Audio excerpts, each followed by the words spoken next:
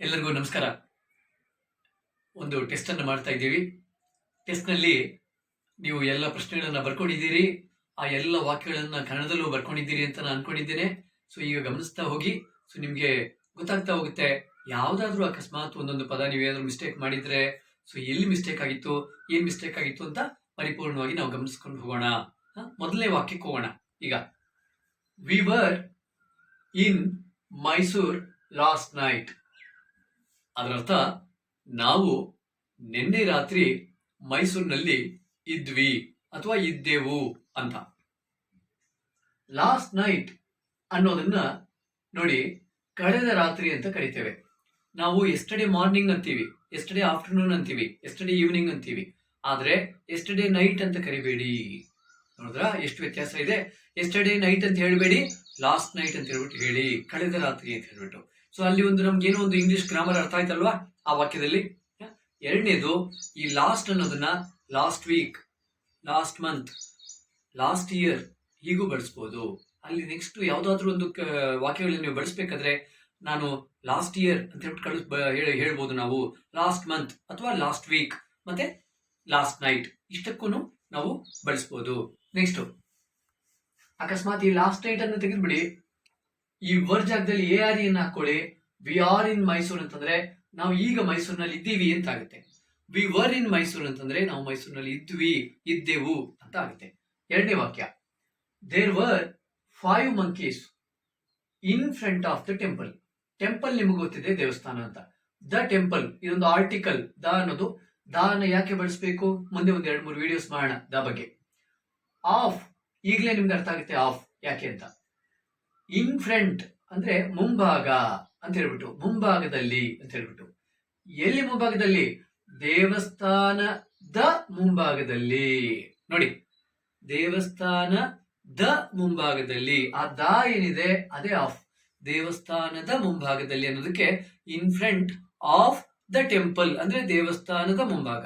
ಅಕಸ್ಮಾತ್ ಇನ್ front of the school ಅಂತಂದ್ರೆ ಶಾಲೆಯ ಅಂತ ಅಂತೀವಲ್ವ ನಾವು. ಯಾ ಅಂತೀವಲ್ವ ಕೊನೆಯಲ್ಲಿ, ಆ ಯಾನೇ ಅಲ್ಲಿ ಆಫ್ ಮರಿಬೇಡಿ. ನೋಡಿ, ಆಫ್ ಬಗ್ಗೆ ಹಂಗೆ ನೀವು ಅರ್ಥ ಮಾಡ್ಕೊಂಡ್ಬಿಡ್ಬೋದು ಇವಾಗ. ಶಾಲೆಯ ಮುಂಭಾಗ, ಇನ್ front of the school, in front of my house, ನಮ್ಮ ಮನೆಯ ಮುಂಭಾಗ. ನಮ್ಮ ಮನೆ ಮುಂಭಾಗ ಅಲ್ಲ ಅದು, ನಮ್ಮ ಮನೆಯ ಮುಂಭಾಗ ಅಂತ ಹೇಳ್ಬಿಟ್ಟು ಅಂತೀವಿ. ಆ ಯಾ ಇದೆಯಲ್ಲ ಅದೇ ಆಫ್, ಅದನ್ನ ಮರಿಬೇಡಿ. ಇಲ್ಲಿ ನೋಡಿ, ದೇರ್ ವರ್ 5 monkeys. 5 ಕೋತಿಗಳು ಇದ್ವು. ನಾನೇನು ಮೈಸೂರಿನಲ್ಲಿ ಇದ್ದೆ ಅಂತ ಹೇಳ್ಬಿಟ್ಟು ಅನ್ಕೊಳ್ಳಿ. ಈಗ ನಿಮ್ಗೊಂದು ಇಮ್ಯಾಜಿನೇಷನ್ ಕ್ರಿಯೇಟ್ ಆಗುತ್ತೆ. ನಾನು ನಿಮ್ಗೆ ಹೇಳ್ತಾ ಇದ್ದೀನಿ ಏನಂತ, ನಾನು ನಿನ್ನೆ ಮೈಸೂರಿನಲ್ಲಿ ಇದ್ದೆ. ಅಲ್ಲಿ ದೇವಸ್ಥಾನದ ಮುಂದೆ 5 ಕೋತಿಗಳಿದ್ದವು ಅಂತ ಹೇಳ್ಬಿಟ್ಟು ಹೇಳ್ತಾ ಇದ್ದೀನಿ. ಅಕಸ್ಮಾತ್ ಈಗ ನಾನು ದೇವಸ್ಥಾನದ ಮುಂದೆ ನಿಂತ್ಕೊಂಡಿದ್ದೀನಿ ಅಂತ ಹೇಳ್ಬಿಟ್ಟು ಅನ್ಕೊಳ್ಳಿ. ಈಗ ನಾನು ದೇವಸ್ಥಾನದ ಮುಂದೆ ನಿಂತ್ಕೊಂಡಿದ್ರೆ, ಈಗ ಕೋತಿಗಳಿದ್ರೆ ಅಲ್ಲಿ 5 ಕೋತಿಗಳು, ನಾನು ನಿಮ್ಗೆ ಏನಂತ ಹೇಳ್ಬೇಕು? ದೇರ್ ಆರ್ 5 monkeys ಅಂತ ಹೇಳ್ಬೇಕು, ಹೌದಲ್ವಾ? ದೇರ್ ಆರ್ ಬರ್ಬೇಕು. ಆರ್ ಬಂತು ಅಂದ್ರೆ ಈಗ ಅಂತ ಆಗುತ್ತೆ, ವರ್ ಬಂತು ಅಂತಂದ್ರೆ ಆಗ ಅಂತ ಹೇಳ್ಬಿಟ್ಟು ಆಗುತ್ತೆ. ಅಂದ್ರೆ ಹಿಂದೆ ಇತ್ತು ಅಂತ, ಅಂದ್ರೆ ಆಗ ನಾನು ನೋಡಿದಾಗ ಅಲ್ಲಿತ್ತು ಅಂತ ಹೇಳ್ಬಿಟ್ಟು ಹೇಳುವಂಥದ್ದು. Next, there were many cows. Many ಅಂದ್ರೆ ಏನು? ಹೆಚ್ಚು, ತುಂಬಾ ಅಂತ. ಮೆನಿ ಅನೇಕ, ಅನೇಕ ಅಂತ ಹೇಳ್ಬಿಟ್ಟು ಕೂಡ ಆಗುತ್ತೆ. There were many cows behind the temple. Behind ಅಂದ್ರೆ ಏನು? ಹಿಂಭಾಗ, ಹಿಂಬದಿ ಅಂತ ಹೇಳ್ಬಿಟ್ಟು ಆಗುತ್ತೆ. ಬಿಹೈಂಡ್ ದ ಟೆಂಪಲ್, ದೇವಸ್ಥಾನದ ಹಿಂಭಾಗದಲ್ಲಿ ಹಸುಗಳು. ಮೆನಿ ಕೌಸ್, ಅನೇಕ ಹಸುಗಳು. ವರ್ ದೇರ್, ಇದ್ದವು ಅಷ್ಟೇ. ಅಂದ್ರೆ ದೇವಸ್ಥಾನದ ಹಿಂಭಾಗದಲ್ಲಿ ಅನೇಕ ಹಸುಗಳು ಇದ್ದವು ಅಂತ ಹೇಳ್ಬಿಟ್ಟು ಅಲ್ಲಿ ವರನ್ನ ತೆಗೆದು ಆರನ್ನ ಹಾಕಿದ್ರೆ ಏನಾಗುತ್ತೆ? ಆಗ ಏನಾಗುತ್ತೆ? ಈಗ ಅಕಸ್ಮಾತ್ ನಾನು ಮೈಸೂರಿನಲ್ಲಿ ಇದ್ರೆ, ದೇವಸ್ಥಾನದ ಪಕ್ಕದಲ್ಲಿ ನಿಂತ್ಕೊಂಡಿದ್ರೆ, ಆ ದೇವಸ್ಥಾನದ ಹಿಂಭಾಗದಲ್ಲಿ ಈಗ ಹಸುಗಳಿದೆ ಅಂತ ಹೇಳ್ಬಿಟ್ಟು ಅನ್ಕೊಳ್ಳಿ. ಈಗ ಇದ್ದಾಗ ನಾನು ನಿಮ್ಗೆ ಏನಂತ ಹೇಳಬೇಕು? There are many cows behind the temple ಅಂತ ಹೇಳ್ಬೇಕು, ಹೌದಲ್ವಾ? There are many cows behind the temple. ಅಕಸ್ಮಾತ್ ಮುಂಭಾಗದಲ್ಲಿ ಅಂದ್ರೆ there are many cows in front of the temple, in front of the temple ಅಷ್ಟೇ. ನೆಕ್ಸ್ಟ್, 4ನೇದಕ್ಕೆ ಹೋಗೋಣ. We were all tired. All ಅಂದ್ರೆ ಎಲ್ಲರೂ ಅಂತ ಅಥವಾ ಎಲ್ಲ ಅಂತ. ವಿ ಆಲ್ ಅಂದ್ರೆ ನಾವೆಲ್ಲರೂ ಅಂತ. We all tired. ನೋಡಿ, ವಿ ವರ್ ಬಂದಿದೆ ಹಿಂದೆ ಅಂತ, ಅಂದ್ರೆ ಅಥವಾ ಇವತ್ತು ಮಧ್ಯಾಹ್ನ ಅಥವಾ ನಿನ್ನೆ ಯಾವಾಗ್ಲಾದ್ರೂ ಆಗಿರ್ಬೋದು, ಅದಕ್ಕೆ ನಾವು ಬಳಸ್ತೀವಿ. ವಿ ವರ್ ಆಲ್ ಟಯರ್ಡ್ ಅಂತಂದ್ರೆ ನಾವು ಎಲ್ಲ ಸುಸ್ತಾಗಿದ್ವಿ ಅಥವಾ ಟಯರ್ಡ್ ಆಗಿದ್ವಿ ಅಥವಾ ಏನು ಆ ನಮ್ಗೆ ಶಕ್ತಿ ಕಡಿಮೆ ಆಗಿತ್ತು, ಟಯರ್ಡ್ ಆಗ್ಬಿಟ್ಟಿತ್ತು ಅಂತ ಹೇಳ್ಬಿಟ್ಟು ಅರ್ಥ. ಇಲ್ಲಿ ನೋಡಿ, ವಿ ಆರ್ ಆಲ್ ಟಯರ್ಡ್ ಅಂತಂದ್ರೆ ವಿ ಆರ್ ಆಲ್ ಟಯರ್ಡ್ ಅಂತಂದ್ರೆ ಅಲ್ಲಿ ಆರನ್ನ ಹಾಕೊಂಡಾಗ ನಮ್ಗೆ ಎಲ್ಲರಿಗೂ ಟಯರ್ಡ್ ಆಗಿದೆ, ನಮ್ಗೆಲ್ಲರಿಗೂ ಸುಸ್ತಾಗಿದೆ ಅಂತ ಹೇಳ್ಬಿಟ್ಟು ಆಗುತ್ತೆ. ಹಾಗಾದ್ರೆ ಆರ್ ಬಂದ್ರೆ ಈಗ ಅಂತ, ವರ್ ಬಂದ್ರೆ ಆಗ ಅಂತ ಮರಿಬೇಡಿ. ಅಕಸ್ಮಾತ್ ನಾನು ನಿಮ್ಮನ್ನ ಕೇಳ್ಬೇಕಂದ್ರೆ, ನಿನ್ನೆ ಯಾರೋ ನನಗೆ ಹೇಳ್ತಾರೆ ನಿಮ್ ಬಗ್ಗೆ, ನಿಮ್ಗೆ ಟಯರ್ಡ್ ಆಗಿತ್ತು ಅಂತ ಯಾರೋ ನನಗೆ ಹೇಳ್ತಾರೆ. ನಾನ್ ನಿಮ್ಮನ್ನ ಏನಂತ ಕೇಳಬೇಕು, ನಿನಗೆ ಟಯರ್ಡ್ ಆಗಿತ್ತಾ ಅಥವಾ ನಿಮ್ಗೆ ಟಯರ್ಡ್ ಆಗಿತ್ತಾ ಅಂತ. ವರ್ ಯು ಟಯರ್ಡ್ ಅಷ್ಟೇ. ನೋಡಿದ್ರ, ವರ್ ಯು ಟಯರ್ಡ್ ಅಂದ್ರೆ ನಿನಗೆ ಸುಸ್ತಾಗಿತ್ತಾ ಅಂತ ಕೇಳೋದು. ಅಕಸ್ಮಾತ್ ನಿಮ್ಮ ತಂದೆ ಮತ್ತು ತಾಯಿ ಅಥವಾ ಯಾರೋ ಒಂದು ಇಬ್ಬರ ಬಗ್ಗೆ ನಾನು ನಿಮ್ಮನ್ನ ಪ್ರಶ್ನೆ ಮಾಡ್ಬೇಕಂದ್ರೆ, ಅವ್ರಿಗೆ ಟಯರ್ಡ್ ಆಗಿತ್ತಾ ಅಂತ ಇಬ್ಬರ ಬಗ್ಗೆ ಪ್ರಶ್ನೆ ಮಾಡ್ಬೇಕಂದ್ರೆ ಏನ್ ಮಾಡ್ಬೇಕು? ವರ್ ದೇ ಟಯರ್ಡ್ ಅಂದ್ರೆ ಅವ್ರಿಗೆ ಟಯರ್ಡ್ ಆಗಿತ್ತಾ, ಅವ್ರಿಗೆ ಸುಸ್ತಾಗಿತ್ತಾ ಅನ್ನುವಂಥದ್ದು. ವರನ್ನ ಮೊದಲು ಹಾಕೊಂಡಾಗ ಪ್ರಶ್ನೆ ಆಗ್ಬಿಡುತ್ತೆ, ಮರಿಬೇಡಿ. ನೆಕ್ಸ್ಟ್ 5ನೇದಕ್ಕೆ ಹೋಗೋಣ. ಮೈ ಡಾಟರ್ ಎಂಜಾಯ್ಡ್. ಸೊ ಇದು ಎಷ್ಟೇ ಕ್ರಿಯಾಪದ ಅಂತ ನೀವು ಬರ್ಕೊಂಡಿದ್ದೀರಲ್ಲ. My daughter enjoyed a lot, ತುಂಬಾ ಹೆಚ್ಚು. ಎಲ್ಲಿ? ಇನ್ ದ ಝೂ, ಝೂನಲ್ಲಿ. ಯಾವ್ದು ಝೂ? ಮೃಗಾಲಯ. ಹೋಗಿದ್ದೀರಾ ಮೈಸೂರಿನಲ್ಲಿ ಮೃಗಾಲಯಕ್ಕೆ? ಸೊ ಈಗ ಒಂದ್ಸಾರಿ ಎಲ್ಲ ಲಾಕ್ಡೌನ್ ಎಲ್ಲ ಕಡಿಮೆ ಆಗ್ಲಿ, ಎಲ್ಲ ಸರೋಗ್ಬಿಡ್ಲಿ ಚಾಮುಂಡೇಶ್ವರಿಯ ಕೃಪೆ. ಆಮೇಲೆ ನೀವು ಕೂಡ ಒಂದ್ಸಾರಿ ಮೃಗಾಲಯಕ್ಕೆ ಹೋಗಿ ಮಕ್ಕಳನ್ನ ಕರ್ಕೊಂಡು ಹೋಗಿ, ಮಕ್ಕಳು ಎಂಜಾಯ್ ಮಾಡ್ತಾರೆ. ಇನ್ ದ ಝೂ ಅಂದ್ರೆ ನಮ್ಮ ಇದರಲ್ಲಿ, ಎಲ್ಲಿ? ಮೃಗಾಲಯದಲ್ಲಿ. ಏನಾಯ್ತು? ಮೈ ಡಾಟರ್, ನನ್ನ ಮಗಳು, ಎಂಜಾಯ್ಡ್ ಏನು? ತುಂಬಾ ಅವಳು ಎಂಜಾಯ್ ಮಾಡಿದ್ಲು ಅಥವಾ ತಾನು ಸಂತೋಷ ಪಟ್ಲು ಅಥವಾ ತಾನು ಏನು ಆನಂದವನ್ನ ಅನುಭವಿಸಿದಳು. ಎಲ್ಲಿ? ಎ ಲಾಟ್, ಹೆಚ್ಚು ಹೆಚ್ಚು ಆನಂದವನ್ನ ಅನುಭವಿಸಿದಳು. ಇನ್ ದ ಝೂ ಅಂದ್ರೆ ಮೈಸೂರಿನ ಮೃಗಾಲಯದಲ್ಲಿ ಅಂತ ಹೇಳ್ಬಿಟ್ಟು. ಇಲ್ಲಿ ಅಕಸ್ಮಾತ್ ನಾನು ಹೇಳಿದಾಗೆ ಮೈ ಡಾಟರ್ ಅನ್ನೋಂಥ ಸಬ್ಜೆಕ್ಟ್ ಅನ್ನ ತೆಗೆದ್ಬಿಟ್ಟು ಮೈ ಸನ್ ಅಂತಂದ್ರೆ ನನ್ನ ಮಗ ಅಂತ ಆಗುತ್ತೆ. My son enjoyed a lot in the zoo ಅಂದ್ರೆ ನನ್ನ ಮಗನು ತುಂಬಾ ಅವನು ಎಂಜಾಯ್ ಮಾಡ್ದ ಅಂತ ಹೇಳ್ಬಿಟ್ಟು ಆಗುತ್ತೆ. ವಿ ಆಲ್ ಅಂದ್ರೆ WEALL ಅಂತ ನಾವೆಲ್ಲರೂ ಅಂತ ಆಗುತ್ತೆ. ನಾವೆಲ್ಲರೂ ತುಂಬಾ ಎಂಜಾಯ್ ಮಾಡಿದ್ವಿ ಅಥವಾ ತುಂಬಾ ಸಂತೋಷ ಪಟ್ವಿ ಅಥವಾ ತುಂಬಾ ಆನಂದವನ್ನ ಅನುಭವಿಸಿದ್ವಿ. ಅಲ್ಲಿ ಎಲ್ಲಿ? ಮೃಗಾಲಯದಲ್ಲಿ ಅಂತ ಹೇಳ್ಬಿಟ್ಟು ಆಗುತ್ತೆ. ನೆಕ್ಸ್ಟ್ 6ನೇದು, ಶಿ ವಾಸ್ ನಾಟ್ ಟಯರ್ಡ್. ಯಾರ ಬಗ್ಗೆ ಹೇಳ್ತಾ ಇದ್ದೇನೆ? ಮಗಳ ಬಗ್ಗೆ. ನೋಡಿ, ಈ ವಾಕ್ಯದಲ್ಲಿ ನಾನು ಯಾವಾಗ ಮೈ ಡಾಟರ್ ಎಂಜಾಯ್ಡ್ ಎ ಲಾಟ್ ಅಂತ ಹೇಳ್ಬಿಟ್ಟು ಹೇಳ್ತೇವೆ, ತದನಂತರ ಇಮಿಡಿಯೇಟ್ ಆಗಿ ನಾವು ಶಿ ಅಂತ ಹೇಳಿದ್ರೆ ಈ ಶಿ ಅದಕ್ಕೆ ಮಾತ್ರ ಸಂಬಂಧಪಟ್ಟಿರುತ್ತೆ, ಬೇರೆ ಯಾವುದೋ ಫಿಮೇಲ್ ಬಗ್ಗೆ ಅಲ್ಲ. ನೆನ್ಪಿಟ್ಕೊಳ್ಳಿ. ಶಿ ವಾಸ್ ನಾಟ್ ಟಯರ್ಡ್ ಅಂದ್ರೆ ಶಿ ವಾಸ್ ಟಯರ್ಡ್ ಅಂತಂದ್ರೆ ಅವಳಿಗೆ ಟಯರ್ಡ್ ಆಗಿತ್ತು, ಅವಳಿಗೆ ಸುಸ್ತಾಗಿತ್ತು. ಶಿ ವಾಸ್ ನಾಟ್ ಟಯರ್ಡ್ ಅಂದ್ರೆ ಅವಳಿಗೆ ಸುಸ್ತು ಆಗಿರ್ಲಿಲ್ಲ, ಅವಳಿಗೆ ಏನಂತ ಟಯರ್ಡ್ನೆಸ್ ಆಗಿರ್ಲಿಲ್ಲ.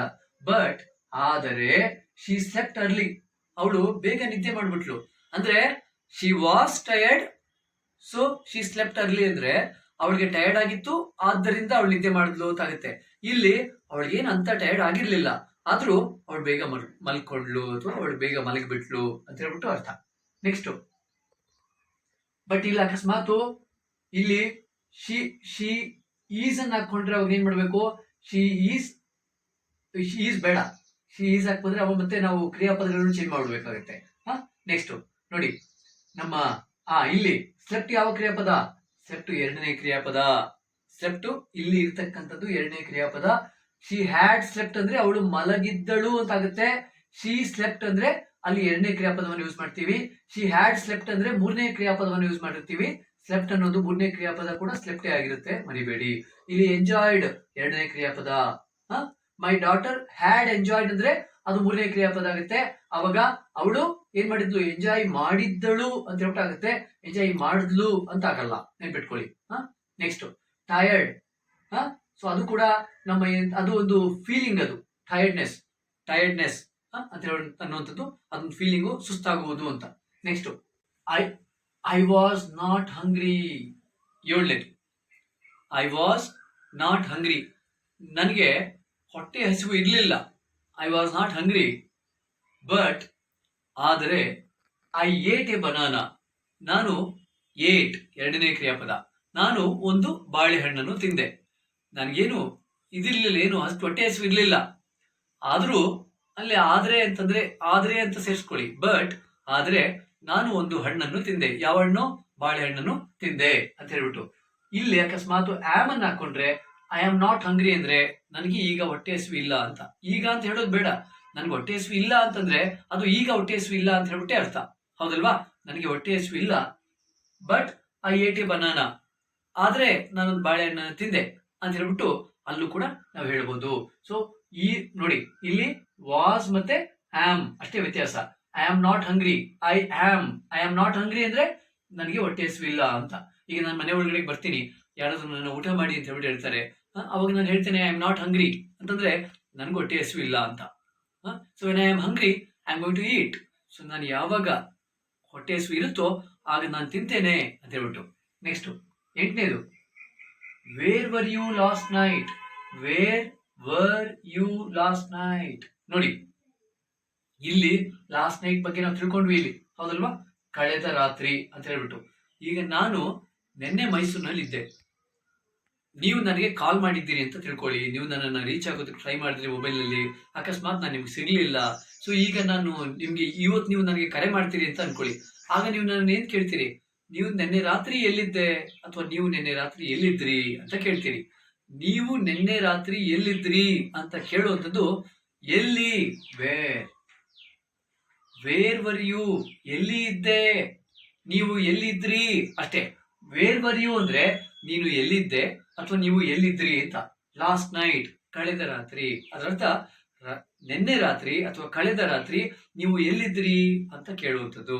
ಯಾವಾಗ ನಾವು ಯೂಸ್ ಮಾಡ್ಬೋದು ಅಂತಂದ್ರೆ, ನಾವು ನಿನ್ನೆ ರಾತ್ರಿಯ ಬಗ್ಗೆ ನೀನು ಎಲ್ಲಿದ್ದೆ ಅಥವಾ ನೀವು ಎಲ್ಲಿದ್ರಿ ನಿನ್ನೆ ರಾತ್ರಿ ಅಂತ ಯಾರನ್ನಾದ್ರೂ ಕೇಳ್ಬೇಕಾದ್ರೆ ಅಲ್ಲಿ ನಾವು ಅದನ್ನ ಯೂಸ್ ಮಾಡ್ಬೋದು. ಯಾಕೆಂದ್ರೆ ಅಲ್ಲಿ ನೋಡಿ, ಯು ಅಂದ್ರೆ ನೀನು ಅಂತ ಹೇಳ್ಬಿಟ್ಟು. ಸೊ ನೆಕ್ಸ್ಟ್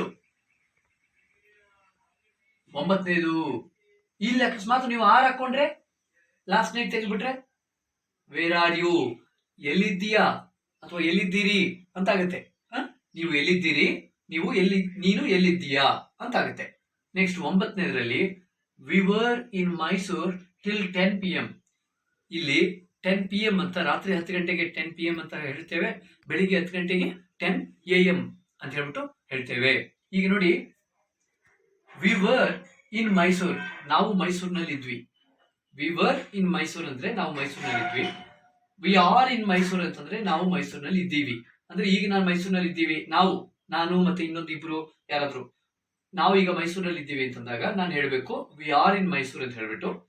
ಈಗ ಅಕಸ್ಮಾತ್ ನಾವು ನಿನ್ನೆ ಮೈಸೂರಿನಲ್ಲಿ ಇದ್ವಿ ಅಥವಾ ನಿನ್ನೆ ಮಧ್ಯಾಹ್ನ, ನಿನ್ನೆ ಸಾಯಂಕಾಲ ಅಥವಾ ಇವತ್ತು ಬೆಳಿಗ್ಗೆ ನಾವು ಮೈಸೂರಿನಲ್ಲಿ ಇದ್ವಿ ಅಂದಾಗ ನಾನು ನಿಮ್ಗೆ ಹೇಳ್ಬೇಕು ವಿ ವರ್ ಇನ್ ಮೈಸೂರ್, ನಾವು ಮೈಸೂರಿನಲ್ಲಿ ಇದ್ವಿ. ಯಾವಾಗ? ಟಿಲ್ 10 PM, 10 ಗಂಟೆಯವರೆಗೂ ಮೈಸೂರಿನಲ್ಲಿ ಇದ್ವಿ. ಅದರ ಅರ್ಥ 10 ಗಂಟೆಗೆ ನಾವು ಅಲ್ಲಿಂದ ಬಿಟ್ಬಿಟ್ವಿ ಅಂತ ಅರ್ಥ, ಅಷ್ಟೇ ವ್ಯತ್ಯಾಸ. So we were in Mysore till 10 PM ಅಂತ ಹೇಳ್ಬಿಟ್ಟು. ನೆಕ್ಸ್ಟ್ 10ನೇದು, ದೇರ್ ವಾಸ್ ಆನ್ ಓಲ್ಡ್. ಯಾಕೆ ಏನ್ ಬಂದಿದೆ ಅಂತಂದ್ರೆ ಇಲ್ಲಿ ನೋಡಿ, ಓಲ್ಡ್ ಮೆನ್ ಅಂತ ಬಂದಿದೆ. ಓಲ್ಡ್ ಮೆನ್ ಅಂತಂದ್ರೆ ಹಳೆಯ ಮುದುಕಿ ಅಂತ ಹೇಳ್ಬಿಟ್ಟು ಕರಿಬೇಡಿ, ಹಳೆಯ ಹೆಂಗಸು ಅಂತ ಹೇಳ್ಬಿಟ್ಟು ಕರಿಬೇಡಿ. ಇಂಗ್ಲಿಷ್ ನಲ್ಲಿ ಓಲ್ಡ್ ಅಂತಂದ್ರೆ ಹಳುಬರಿಗೆ, ಅಂದ್ರೆ ನಮ್ಮ ಯಾರು ಈಗ ವಯಸ್ಸಾಗಿರುತ್ತಲ್ಲ ಅವ್ರಿಗೆ ಓಲ್ಡ್ ಅಂತ ಹೇಳ್ಬಿಟ್ಟು ಕರೀತಾರೆ. ಆದ್ರಿಂದ ಓಲ್ಡ್ ಅಂತಂದ್ರೆ ಸರ್ ಹಳೇದು ಅಂತ ಹೇಳ್ಬಿಟ್ಟು ಕರಿಬೇಡಿ ದಯವಿಟ್ಟು, ಸರಿನಾ? ಸೊ ಇಂಗ್ಲಿಷ್ ಅಲ್ಲಿ ಯಾಕೆ ಆತರ ಇದೆ ಅಂತ ಹೇಳ್ಬಿಟ್ಟು ನನ್ಗೆ ಕೇಳಬೇಡಿ. ಏನೋ ಆತರ ಮಾಡಿಟ್ಬಿಟ್ಟಿದ್ದಾರೆ, ನಾವು ಆತರ ತಿಳ್ಕೊಳ್ಳೋಣ. ಸೊ ದೇರ್ ವಾಸ್ ಆನ್, ಇಲ್ಲಿ ಆನ್ ಯಾಕೆ ಬರ್ಬೇಕು ಅಂತಂದ್ರೆ ಓಲ್ಡ್ ಮೆನ್ ಅಂತ ಹೇಳ್ಬಿಟ್ಟಿದೆ. ಈ ಓಲ್ಡ್ ನಲ್ಲಿ ಇರ್ತಕ್ಕಂತ ಪದ ಇಲ್ಲಿ ಮೊದಲ ಅಕ್ಷರ ಓ ಅನ್ನುವಂಥದ್ದು. ಎಲ್ಲಿ ಎ ಬರುತ್ತೆ, ಎಲ್ಲಿ ಇ ಬರುತ್ತೆ, ಎಲ್ಲಿ ಐ ಬರುತ್ತೆ, ಎಲ್ಲಿ ಓ ಬರುತ್ತೆ, ಎಲ್ಲಿ ಯು ಬರುತ್ತೆ. ಯು ಅಂದ್ರೆ ಅಂಬ್ರಲಾ ಅಂತ ಬಂದಾಗ ಆನ್ ಅಂಬ್ರಲಾ ಅಂತ ತಗೋಬೇಕು. ಆಪಲ್ ಅಂತ ಬಂದಾಗ ಆನ್ ಆಪಲ್ ಅಂತ ಹೇಳ್ಬಿಟ್ಟು ಹೇಳ್ಬೇಕು. ಎಲಿಫ್ಯಾಂಟ್ ಅಂತ ಬಂದಾಗ ಆನ್ ಎಲಿಫ್ಯಾಂಟ್ ಅಂತ ಹೇಳ್ಬೇಕು. ಆರೆಂಜ್ ಅಂತ ಬಂದಾಗ ಆನ್ ಆರೆಂಜ್ ಅಂತ ಹೇಳ್ಬೇಕು. ಅದೇ ತರ ಅರ್ಥ ಮಾಡ್ಕೊಳ್ಳಿ. ಇಲ್ಲಿ ಅಕಸ್ಮಾತ್ ಎಲ್ಡರ್ಲಿ ಪರ್ಸನ್ ಅಂತ ಹೇಳ್ಬಿಟ್ಟು ಅಂದಾಗ ಅಲ್ಲಿ ಕೂಡ ಎಲ್ಡರ್ಲಿ ಅಂತ ಬಂದಾಗ ಅಂದ್ರೆ ಯಾರು ವಯಸ್ಸಾದ ಅಂತ ಹೇಳಿ ಬರುತ್ತಲ್ವಾ, ಅಲ್ಲೂ ಕೂಡ ನಾವು ಏನ್ ಮಾಡ್ಬೇಕಾಗುತ್ತೆ, ಆನ್ ಅನ್ನ ಉಪಯೋಗಿಸ್ಬೇಕಾಗುತ್ತೆ, ಮರಿಬೇಡಿ. There was an old women, ಒಬ್ಬರು ಅಜ್ಜಿ ಅಥವಾ ಒಬ್ರು ವಯಸ್ಸಾದ ಹೆಂಗಸು ಇದ್ರು. ಎಲ್ಲಿ ಏನ್ ಮಾಡ್ತಾ ಇದ್ರು ಅವರು? ಸೆಲ್ಲಿಂಗ್ ಫ್ರೂಟ್ಸ್, ಹಣ್ಣುಗಳನ್ನ ಮಾರುತ್ತಿದ್ದರು. ಎಲ್ಲಿ? In the bus stand. ನಮ್ಮ ಬಸ್ ಸ್ಟ್ಯಾಂಡ್ ನಲ್ಲಿ ಒಬ್ಬರು ವಯಸ್ಸಾದ ಹೆಂಗಸು ಹಣ್ಣುಗಳನ್ನು ಮಾರುತ್ತಿದ್ದರು. ಅಲ್ಲಿ ನಾವು ನೋಡ್ತಾ ಇದ್ದಾಗ ನೋಡಿ ಅಲ್ಲಿ ಏನಾಯ್ತು, ದೇರ್ ವಾಸ್, ನೋಡಿ ಇಲ್ಲಿ 5ನೇ ಕ್ರಿಯಾಪದ ಬಂದಿದೆ, ಅಲ್ಲಿ ವಾಸ್ ಬಂದಿದೆ, ಮತ್ತೆ ಇಲ್ಲಿ ಒಬ್ಬ ಮನುಷ್ಯನ ಬಗ್ಗೆ ಮಾತಾಡ್ತಾ ಇದ್ದೀವಿ, ಆದ್ರಿಂದ ವಾಸ್ ಇದೆ. ಹೌದಲ್ವಾ? ಅಕಸ್ಮಾತ್ ನಾವು ಯಾರಾದ್ರೂ 2 ಅಥವಾ 3 ಜನರ ಬಗ್ಗೆ ಮಾತಾಡಿದ್ರೆ ಅಲ್ಲಿ ವರ್ಬ್ ಬರ್ಬೇಕಾಗಿತ್ತು, ಮರಿಬೇಡಿ. There was an old man selling fruits in the bus stand. ಎಲ್ಲಿ ಮಾರ್ತಾ ಇದ್ರು? ಇನ್ ದ ಬಸ್ ಸ್ಟ್ಯಾಂಡ್.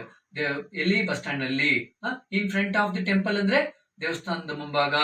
ಆಮೇಲೆ ಬಿಹೈಂಡ್ ದ ಟೆಂಪಲ್ ಅಂದ್ರೆ ದೇವಸ್ಥಾನದ ಹಿಂಭಾಗ ಅಂತ ಹೇಳ್ಬಿಟ್ಟಾಗುತ್ತೆ. ಆನ್ ದ ರೋಡ್ ಅಂತಂದ್ರೆ ರಸ್ತೆಯಲ್ಲಿ ಅಂತ ಆಗುತ್ತೆ. ಇಲ್ಲ ಅಕಸ್ಮಾತ್ ನೀವು there was an old man selling fruits on the road ಅಂತಂದ್ರೆ, ಅಥವಾ ಆನ್ ದ ಫುಟ್ಪಾತ್ ಅಂತಂದ್ರೆ ಫುಟ್ಪಾತ್ ನಲ್ಲಿ ಅಥವಾ ರೋಡ್ ನಲ್ಲಿ ಅಂತ ಹೇಳ್ಬಿಟ್ಟು ಆಗುತ್ತೆ, ಮರಿಬೇಡಿ. ಸೊ ಇಲ್ಲಿ ನೀವು ಎಲ್ಲಿ ಅನ್ನೋದನ್ನ ನೀವು ಏನ್ ಬೇಕಾಗಿ ಚೇಂಜಸ್ ಮಾಡಬಹುದು. ಸೆಲ್ಲಿಂಗ್ ಫ್ಲವರ್ಸ್ ಅಂತ ಬೇಕಾಗಿ ಚೇಂಜ್ ಮಾಡ್ಕೋಬಹುದು, ಹಲವಾರು ವಾಕ್ಯಗಳನ್ನ ಮಾಡಬಹುದು. ಸೆಲ್ಲಿಂಗ್ ಫ್ಲವರ್ಸ್ ಹಾಕ್ಬಹುದು, ಸೆಲ್ಲಿಂಗ್ ಫ್ರೂಟ್ಸ್ ಹಾಕ್ಬಹುದು, ಆಮೇಲೆ ಸೆಲ್ಲಿಂಗ್ ವೆಜಿಟೇಬಲ್ಸ್ ಹಾಕ್ಬಹುದು. ಹೌದಲ್ವಾ? ಏನ್ ಬೇಕಾದ್ರೂ ಹಾಕ್ಬಹುದು. ನೆಕ್ಸ್ಟ್ ಇಲ್ಲಿ there was an old women selling fruits in the bus stand. ಒಬ್ಬರು ಹೆಂಗಸು ಅಲ್ಲಿ ಏನ್ ಮಾಡ್ತಿದ್ರು? ಹಣ್ಣುಗಳನ್ನ ಮಾರ್ತಾ ಇದ್ರು ಅಂತ. ಈಸ್ ಹಾಕೊಂಡ್ರೆ there is an old women ಅಂತಂದ್ರೆ ಈಗ ಅಮ್ಮ ಈಗ ಅಲ್ಲಿ ಮಾರ್ತಾ ಇದ್ದಾರೆ. ಆಗ ನಾನು ನಿಮ್ಗೆ ಹೇಳ್ಬೇಕು there is an old women selling fruits in the bus stand ಅಂತ ಹೇಳ್ಬಿಟ್ಟು ಹೇಳ್ಬೇಕು. ಅಂದ್ರೆ ಈಗ ಅಲ್ಲಿ ನಡೀತಾ ಇದೆ ಅಂತ ಹೇಳ್ಬಿಟ್ಟು ಅರ್ಥ. ಆಗ ನಾನು ನಿಮ್ಗೆ ಈಸ್ ಅನ್ನು ಉಪಯೋಗಿಸ್ಬೇಕು. ಈಗ ಹಿಂದೆ ನಡೆದಿದ್ದು ನಾನು ನಿನ್ನೆ ರಾತ್ರಿ ಅಲ್ಲಿ ಇದ್ದಾಗ, ಅಥವಾ ನಾನು ಇವತ್ತು ಬೆಳಿಗ್ಗೆ ಅಲ್ಲಿ ಇದ್ದಾಗ ಅಲ್ಲಿ ಆ ವಿಚಾರ ನಡೆದಿದ್ದು, ಆಗ ನಾನು ಏನ್ ಮಾಡ್ಬೇಕು? ವಾಸ್ ಅನ್ನು ಉಪಯೋಗಿಸ್ಬೇಕು. ಈ ವಾಸು ಎಲ್ಲ ಕಡೆ ವಾಸ್ ಆಗಿರೋದಿಲ್ಲ, ಇಲ್ಲಿ ಒಬ್ಬ ಮನುಷ್ಯ ಆಗಿರೋದಕ್ಕೋಸ್ಕರ ಒಬ್ಬ ಹೆಂಗಸ ಬಗ್ಗೆ ಮಾತಾಡ್ತಾ ಇದ್ದೀನಿ, ಆದ್ರಿಂದ ವಾಸ್ ಇರುತ್ತೆ. 2 ಅಥವಾ 3 ಜನರ ಬಗ್ಗೆ ಮಾತಾಡಿದ್ರೆ ಇಲ್ಲಿ ವರ್ ಆಗ್ಬಿಡುತ್ತೆ, ಮರಿಬೇಡಿ. ವಾಸ್ ಮತ್ತೆ ವರ್ ಇಬ್ರು ಅಣ್ಣ ತಮ್ಮಂದ್ರು. ವರನ್ನು ಎಲ್ಲಿ ಬಳಸ್ಬೇಕು ಅರ್ಥ ಮಾಡ್ಕೊಂಬಿಡಿ. ನೀವು 100 ವಾಕ್ಯಗಳನ್ನ ನೀವೇ ಆರಾಮಾಗಿ ಮಾಡ್ಕೊಂಡು ಹೋಗ್ಬೋದು. Next we bought. ಬಾಟ್ ಅನ್ನೋದು 2ನೇ ಕ್ರಿಯಾಪದ, ಅರ್ಥ ಮಾಡ್ಕೊಳ್ಳಿ. We bought. ಬೈ ಅನ್ನೋದು 1ನೇ ಕ್ರಿಯಾಪದ, ಬಾಟ್ ಅನ್ನುವಂಥದ್ದು 2ನೇ ಕ್ರಿಯಾಪದ, ಬಾಟ್ ಅನ್ನೋದು 3ನೇ ಕ್ರಿಯಾಪದ ಕೂಡ, ಮರಿಬೇಡಿ. So we bought 2 kilo of fruits. ಕೊಂಡುಕೊಳ್ಳುವುದು ಅಂತ. ಏನನ್ನ ಕೊಂಡ್ಕೊಂಡ್ವಿ? ಫ್ರೂಟ್ಸ್ ಅನ್ನ, ಹಣ್ಣುಗಳನ್ನ. ಎಷ್ಟು? 2 ಕಿಲೋ, 2 kg. ಅಲ್ಲಿ ನೋಡಿ, ಆಫ್ ಫ್ರೂಟ್ಸ್ ಅಂದ್ರೆ ನಾವು ಹಣ್ಣುಗಳನ್ನು ಅನ್ನೋದನ್ನ ಅಲ್ಲಿ ಆಫ್ ಅಂತ ಕರಿತೇವೆ. 2 ಕಿಲೋ ಆಫ್ ವೆಜಿಟೇಬಲ್ಸ್ ಅಂದ್ರೆ ತರಕಾರಿಗಳನ್ನು ಅಂತ ಹೇಳ್ಬಿಟ್ಟಾಗುತ್ತೆ. ತರಕಾರಿಗಳನ್ನು ಕೊಂಡ್ಕೊಂಡ್ವಿ ಅಂತ ಹೇಳ್ಬಿಟ್ಟಾಗುತ್ತೆ. ಅಲ್ಲಿ ಆಫ್ ಅದಕ್ಕೆ ಬರ್ತಾ ಇದೆ.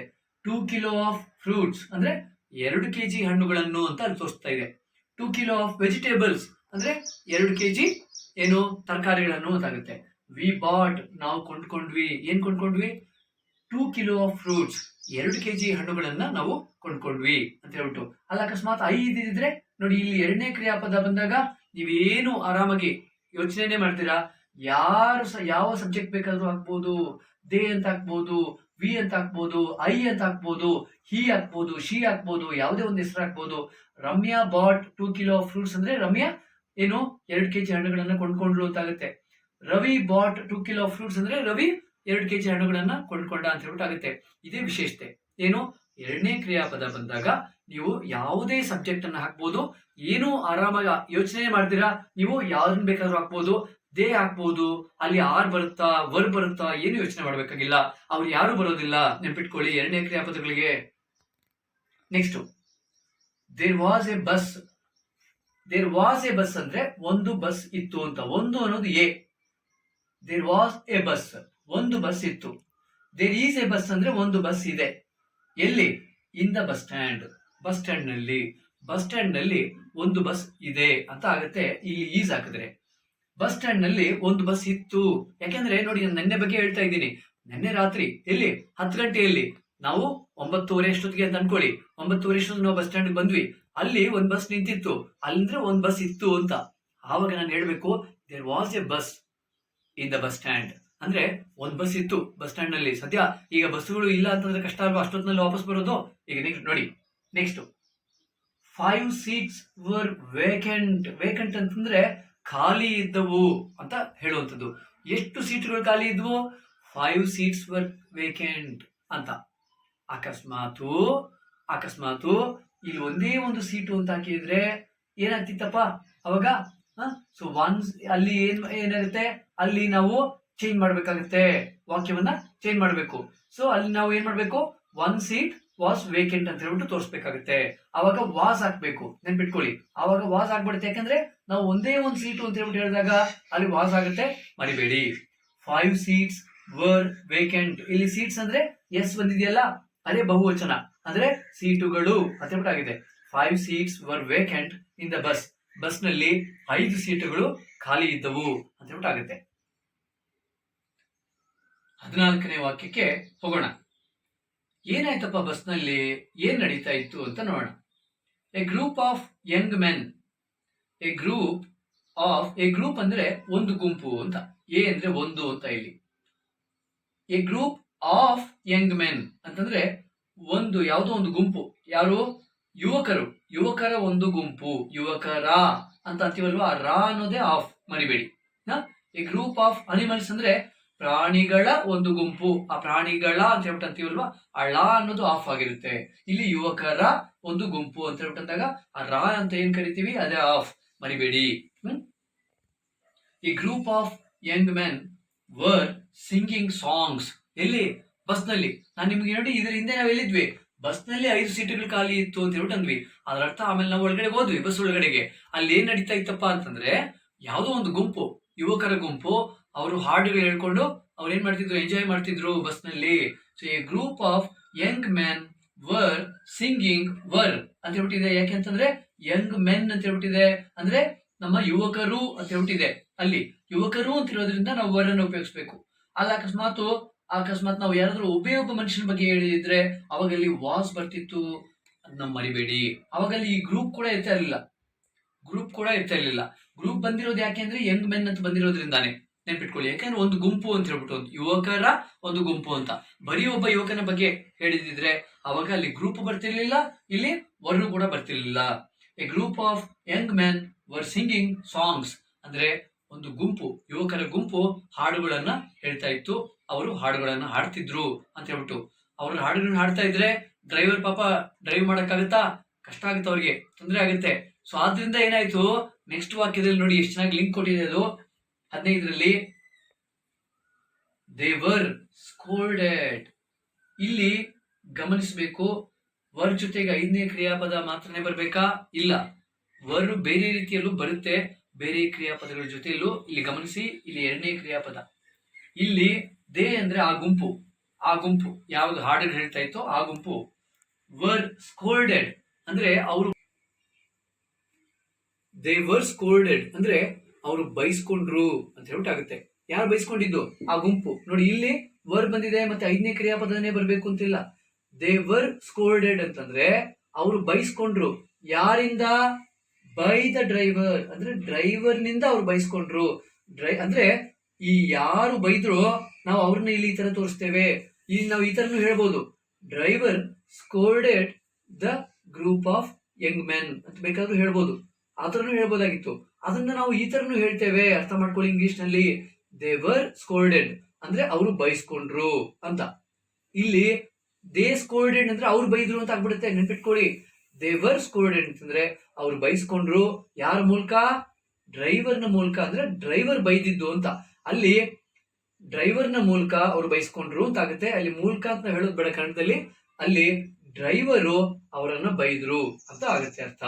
ಸೊ ಈಗ ನಾವ್ ಏನ್ ಮಾಡ್ಬೇಕು ಅಂತಂದ್ರೆ, ಇಲ್ಲಿ ದೇ ಅಂತ ಹೇಳ್ಬಿಟ್ಟು ಏನಿದೆ, ದೇ ವರ್ ಸ್ಕೋಲ್ಡೆಡ್ ಅಥವಾ ವಿ ವರ್ ಸ್ಕೋಲ್ಡೆಡ್, ನಾವು ಬೈಸ್ಕೊಂಡ್ವಿ ಅಂತ ಕೂಡ ಆಗುತ್ತೆ. ಸೊ ಒಂದನ್ನ ನೆನ್ಪಿಟ್ಕೊಳ್ಳಿ, ಒಂದೊಂದು ಪದವನ್ನ ನಾವು ಹುಷಾರಾಗಿ ನೆನ್ಪಿಟ್ಕೊಂಡಾಗ, ನಾವು ಬರ್ಕೊಂಡಾಗ, ಅದನ್ನ ಅಭ್ಯಾಸ ಮಾಡಿದಾಗ ಚೆನ್ನಾಗಿ ಬಂದ್ಬಿಡುತ್ತೆ. ಈಗ ನೋಡೋಣ ನಿಮಗೆ ಎಲ್ಲೆಲ್ಲಿ ಯಾವ್ಯಾವ ಎಷ್ಟೆಷ್ಟು ಅಂಕಗಳು ಬಂದಿದೆ ನನಗೆ ವಿಡಿಯೋ ನೋಡಿದ್ಮೇಲೆ ನನಗೆ ತಿಳಿಸಿ. ನಂಬರ್ ನೋಟ್ ಮಾಡ್ಕೊಳ್ಳಿ, 9341895618. ಅಭ್ಯಾಸವನ್ನ ಮಾಡಿ, ಸತತವಾಗಿ ಅಭ್ಯಾಸವನ್ನ ಮಾಡಿ. ಖಂಡಿತವಾಗ್ಲೂ ನಿಮ್ಮ ಇಂಗ್ಲಿಷ್ ಇಂಪ್ರೂವ್ ಆಗುತ್ತೆ.